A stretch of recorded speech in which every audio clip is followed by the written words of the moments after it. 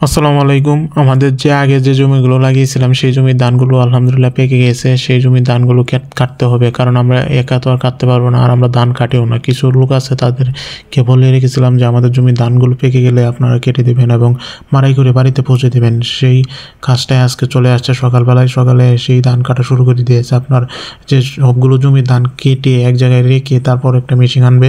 সেই মেশিনটার নাম হচ্ছে ডায়মন্ড। আপনাদের এইদিকে কী বলে আমি জানি না।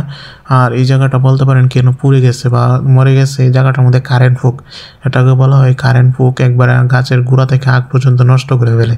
এই বন আবার গরুকে খাওয়ানো যায় না, কারণ এরকম একটা অবস্থা হয়েছে। এই ফুকটা যে জায়গা ধরে সেই জায়গাটা পুরোটাই নষ্ট করে ফেলে, খুবই ক্ষতি করে। আর এই মেশিনটার নাম হচ্ছে ডায়মন্ড মেশিনটা আসলে একটা মেশিন থেকে আর একটা পাকা চাকা লান থাকে, সেটার মধ্যে ধান রাখলে আপনার ভেঙে এবং সামনে পড়ে যায়। এটার নাম ডায়মন্ড বলা হয়ে থাকে। আপনাদের এদিকে কী বলা হয় সেটা কমেন্টে জানিয়ে যাবেন, কারণ আপনাদের এদিকেও তো এই ধরনের মেশিন থাকতে পারে। অবশ্যই এই ধানগুলো খুব সুন্দরভাবে লুইয়ে বা মাড়াই করে আপনার বাড়িতে ধানগুলো পৌঁছে দেবে। আমার জন্য সকলে দোয়া করবেন। আল্লাহ হাফেজ।